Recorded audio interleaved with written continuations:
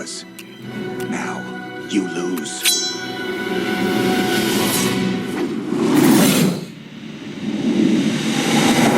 Scream 3 takes place 3 years after the events of Scream 2, and we see Cotton Weary, who is now the host of a successful talk show.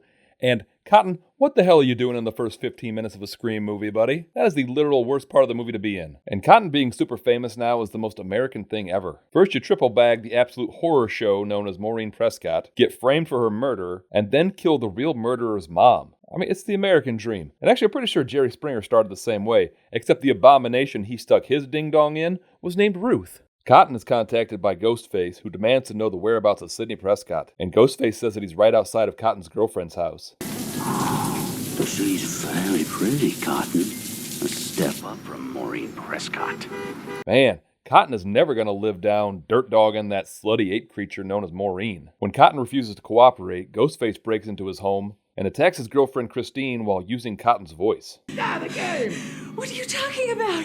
Talking about how much fun it's gonna be to rip your insides out! And Cotton rushes home only for Ghostface to kill Christine and then Cotton. And Sidney Prescott is living under an assumed name and she works remotely as a crisis counselor. I mean, she works remotely for now, until some dipshit middle manager suggests that everyone go back to the office to work because it will help with morale and team building. Oh gosh, I'm so sorry the millionaire corporate real estate landlord isn't getting rent for the office building that's going unused. How is any of that my fault? Are you going to call me back to the office? My car is a piece of shit. Now I have to spend money to have it serviced so it can make the 40-minute commute every day. Our communication is lacking, so we need a physical presence in the office. Yeah, you, Dan. Oh yeah, we really need to get back to our communication. I would really hate to miss out on Deb's exciting retelling of her weekend outing to the farmer's market. That's so much better than being in my quiet house. Also, it's the 21st century. When are you dipshits gonna realize it's the first time in history that working remote actually works? And it works better. But I get it. You have to keep the status quo. Change is hard, you fascists. Seriously, if any of you are working remote and then suddenly you're being called back to the office,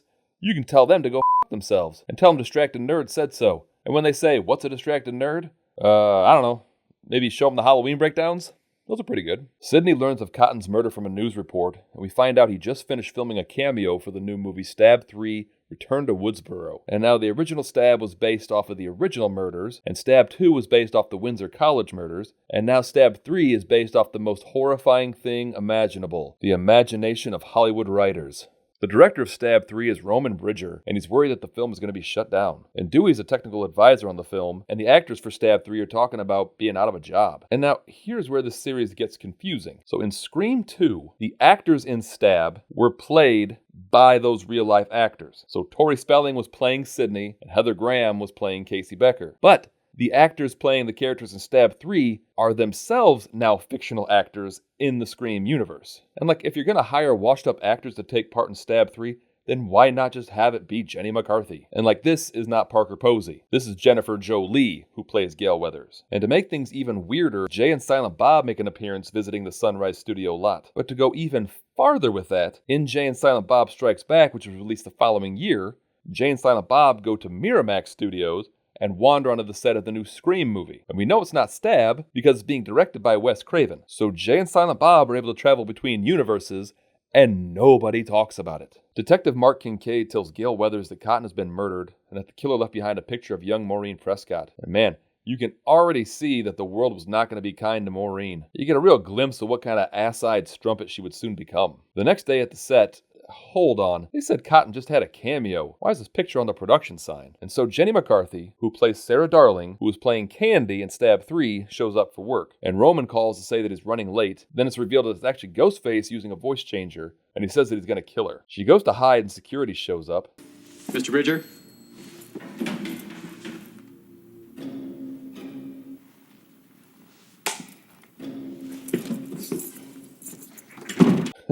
This is exactly the kind of security guard I would be. I hear a noise in a spooky abandoned office? Nope. None of my business. And then the killer shows up and murders Sarah. And Dewey and Gale head to Jennifer's house after finding out Sarah was killed, and they realize that the actors are getting killed in the order that their characters are getting killed in the movie. And Gale Weathers is the next to die in Stab 3. And I just realized that this means that Cotton is the opening death in Stab 3 also. And the Scream movies love to put the first person killed on the poster. Okay, that was not a mistake on the production's part. I should not have doubted Wes Craven. That's on me. Sorry, everybody. And the remaining cast, along with Dewey and Gale, gather at the home of Jennifer, and Ghostface murders her bodyguard and uses a gas leak to cause an explosion which kills Tom. And now, do you remember when Scream 6 came out and people were all up in arms because the trailer showed Ghostface holding a shotgun? Yeah, Ghostface primarily uses a knife, but he'll kill people however he can, whether it be blowing up a house or crushing them with a freaking garage door. And in what would be a daily occurrence if I lived in the Hollywood Hills, they all roll down a big-ass Hollywood hill. And Sidney finally shows up to help, and they realize that the picture of Sidney's mom was taken at Sunrise Studios, so they go to the movie studio to investigate. And Randy Meek's sister Martha shows up to show him a videotape that Randy made before he died. And Randy tells him that they're probably in the final act of a trilogy, and he gives the new rules. 1, you got a killer who's going to be superhuman. Number 2, anyone, including the main character, can die. The past will come back to bite you in the ass. And rule number 4, nothing but bare feet. Anything goes in the end of a trilogy. And we learned that Maureen Prescott was an actress who went by the name Rena Reynolds for 2 years, and she was in 3 movies produced by John Milton, who was the producer for the Stab movies. And Sidney wanders onto the set of Stab 3 and finds an exact replica of the houses in Woodsboro. And what is Stab 3? They don't really say what the story is, but everything looks to be the same as Stab 1. Did Ghostface kill another person with a garage door? They don't mention it being a remake. And also, is that one of the details that Dewey had to advise them on while on set?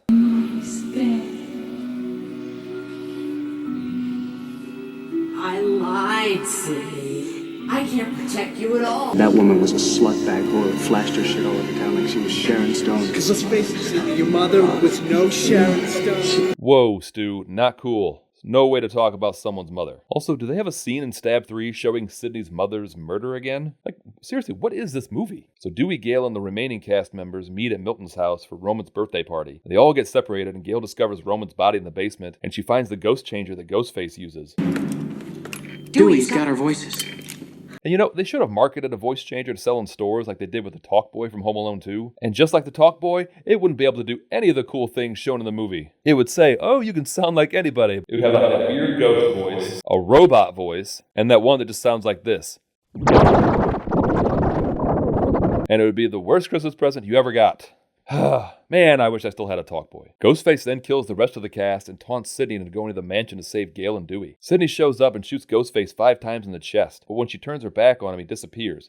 Really, Sidney? You love shooting people in the head, even if they're already dead. It's like your signature move. And the killer shows back up, and we find out that it was Roman. And now try to keep up here. So Roman admits to being Sidney's half-brother, born to their mother Maureen when she was an actress in Hollywood. And 4 years prior, he had tried reuniting with her, only for her to reject him due to him being the product of rape. Kinda like Freddy Krueger, which leads me to believe that Wes Craven knew someone named Roman Bridger, who was slightly rude to Wes at a dinner party in 1996, so Wes made him a serial killer in one of his movies. Wes was known to hold grudges, and so Roman was angry with Maureen and began stalking her, filming all the men she slept around with. And knowing Maureen and the fact that it was 1995, Roman probably went through about a dozen of those Memorex 10-hour VHS tapes. And Roman showed Billy Loomis the tapes of his father sneaking around with Maureen and gave Billy tips on how to get away with her murder, thus setting up a chain of events that led to Roman directing a shitty direct-to-video sequel to the murders that he orchestrated. I could never plan that far ahead. And so with the reveal that Roman was behind the murders in the first one, so if you go back, there's a scene in Scream where Tatum and Sidney are talking on a porch and they go to leave, and then you see a ghost face just randomly stalking them in the woods. And then immediately in the next scene, you see Stu and Billy talking with Randy at the video store.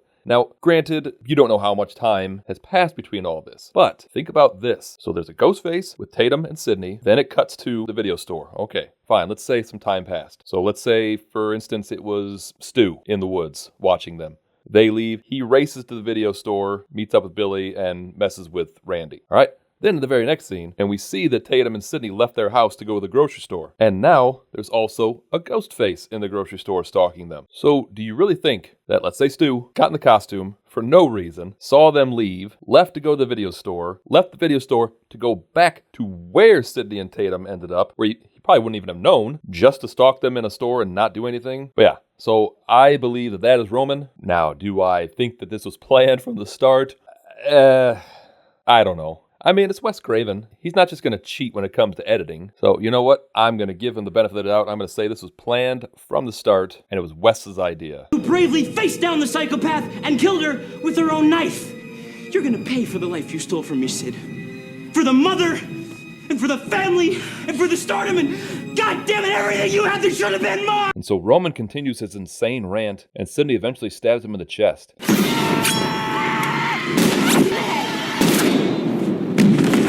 Probably the weirdest thing that these movies do is to have the killer jump up after he's supposedly dead, like he just got a shot of adrenaline or something. It's like all self-preservation goes out the window once they've revealed who they really are. And it's always interesting how every Scream villain is cool and collected as Ghostface, and then as soon as they show their faces, they turn into a hyperactive weirdo. And so the day is saved, and Dewey and Gale decide to adopt Sidney. Now, Sidney did not want to be adopted, mainly because she's an adult, and she still has a father, but they were insistent.